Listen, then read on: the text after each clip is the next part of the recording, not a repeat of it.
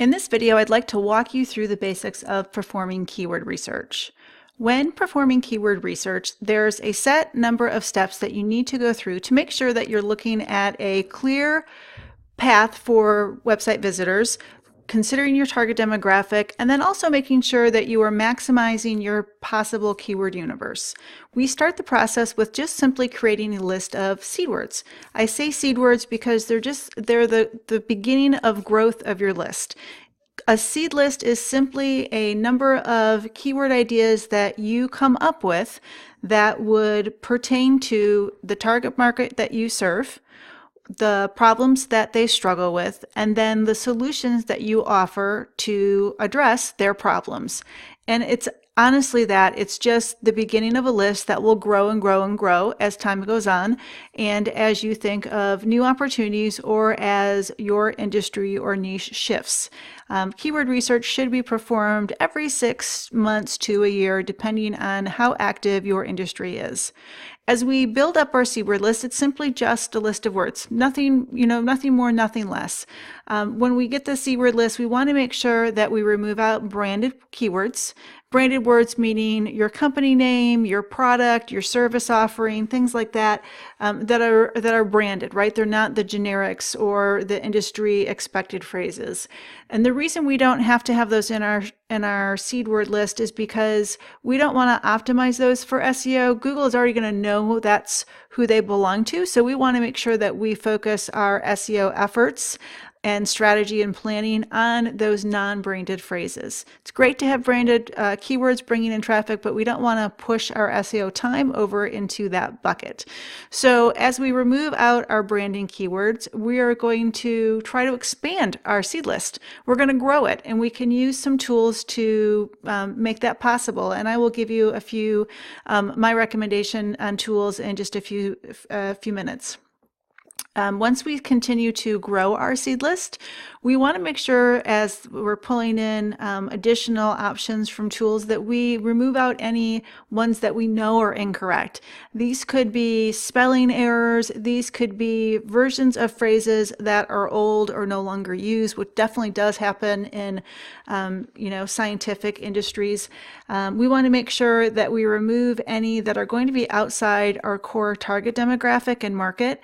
And none may come to mind right now, but as you start to go through this process and you start to fine tune your keyword list, you will see some that you could maybe stretch for, but really you don't need to, because you'll have enough good words to focus on. So it's just something to keep in mind as you work through this list. The next thing that we want to do is, once we have grown our initial seed list and we have a larger expanded list, we want to plug those phrases into a tool to obtain search volumes. So basically, how many people per month would search on that term? And I will again give you some recommendations on the tools that we use inside Imagine to do this.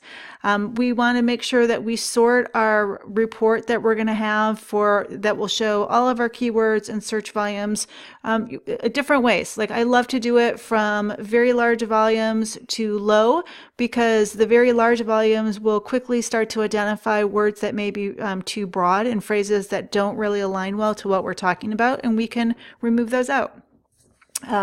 Then you can sort them alphabetically to kind of look to see if there's ones that stand out that are clear errors. And as you start to dice and slice your list of keywords and search volumes, you'll quickly start to see errors that you just want to kind of clean out of the report. And the more that you clean out and the more you keep, that will help you focus on really what's important. Now, everyone always asks, where can they find keywords, right? Because it's not natural to come up with ideas for keywords. I joke that it's my sixth sense, but I've been doing this for 15 years, so I see keywords everywhere, but I'm not a normal person. I know that. So how does the normal person find some keyword ideas? Well, it's first your own ideas. Then you can create some manual variations. For example, if you are a hospital and you serve a specific city, right? You can take the core keyword and then you can add in the city to have a more geographical focus. It could be a change in doctor versus physician, for example. There's a lot of different ways that you can go with the keywords in creating those variations. I love to encourage people to look at any reports or presentations they have, or emails that they receive from actual humans that are their target demographic. Because when we start to look at like emails or even website inquiries that come in through forms, we can see what our true target demographic uses for phrases, and it may be different from what we would actually use ourselves. Google Search Console has a section in it called Search Analytics, which is a wonderful way to find some data, because that will show where your website is currently showing up in search based on actual human searches. Wonderful way to get some ideas. Google Analytics, however, will show the same type of data, but only when they actually reach your site. So it gives you two different data points, and both of them blended together will be a really good opportunity to find some good ideas. Your pay-per-click reports are also really good. So your standard words that you've been potentially paying for in pay-per-click, as well as if you're running broad campaigns, those broad campaigns actually collect in them the individual search queries that humans do within Google to find those broad campaigns. And so it's not necessarily keyword phrases you've selected, but ones that the humans are using. Great way to figure out some variations, and then really, again, know what your true target demographic might search for online, which might be completely different than what you're searching for. So Google also has an auto suggest where you start to type something in slowly and it will give you back what it thinks to be matches. That's a great area to look at. At the bottom of the search engine results page in Google, there's related searches, another wonderful way. And then Google's current activity will also show on certain selections people also searched for, which is a number of questions. And if you click on any of those questions, they will expand up further with more questions. And that's a wonderful tool, because all of that is semantically related keyword phrases and questions that people actually look for and that Google knows would be related to, the initial thing that you're looking for. Great ways to build up a seed list and to expand it and grow it. I also love to look at competitor websites, their visual sitemaps, maybe their XML sitemap, which kind of starts to get nerdy, but still it's available. Meta titles and descriptions, and the actual keywords that are being used to drive traffic to competitors. You can get to that data, and you can find it with tools like SpyFu or SEMrush. Then one of my favorite tools is KW Finder, which will give me variations for keywords that I plug in. And it pulls data from Google, the Google API, so you know that you're getting some really good information. So, what kind of data would you get? So this next slide shows you Moz, which is a very popular SEO tool, and it kind of just shows you some of the data points that you will be receiving if you were to go down that path. So a lot of companies use Moz. Moz is not my favorite tool. I actually prefer KW Finder, which is what this slide right now is showing. KW Finder will both give you, suggestions for keywords, but then also show you who's on page one and how strong they are from an SEO perspective, and some data metrics to help you see, why they're considered strong. It is a really good tool, and it's really economical. It's much cheaper to subscribe to than, say, Moz. So these screenshots that I have right now showing are from KW Finder, which is that tool that I do love. And the first box is showing you just questions that people would ask related to one search phrase I put in, or one term. The next one is those auto-completes in Google. And then the third box is just overall suggestions. And so I put in one keyword phrase, and you can see that I received back over 1,000 different potential options, which shows you it's a really good tool and it's very powerful. Now, not all these are going to apply, and you're going to have to weed through the ones that would be pertinent to you and to your target demographic, but it will help you grow that seed list and really find some good options to explore and to determine whether or not they're good for you. So what do you do with all those? Well, you're going to have to go through and fine tune them, and I like to give you a few key points to remember as you go through that process. Again, we don't optimize for branded search terms because Google already knows that's you, and it knows to send traffic your way for those branded search phrases. So let's spend our SEO time somewhere else.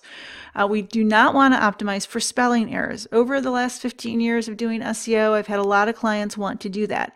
There's a number of reasons we don't do that. First, it degrades the authority of your website with Google. Second, Google already corrects spelling errors automatically in the search engine results page when it gives out those search results. So you're not even going to get people from that traffic anyway. So you can just completely ignore those spellings.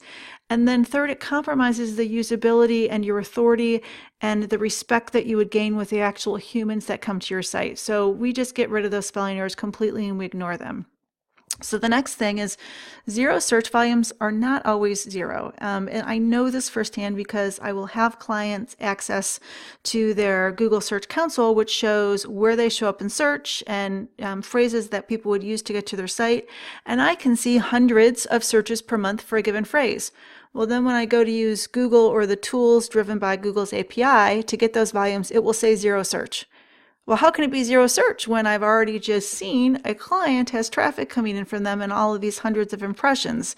It doesn't align, so that's why you have to take the search volumes with a grain of salt and know that they're there for guidance, and zero search doesn't mean zero search.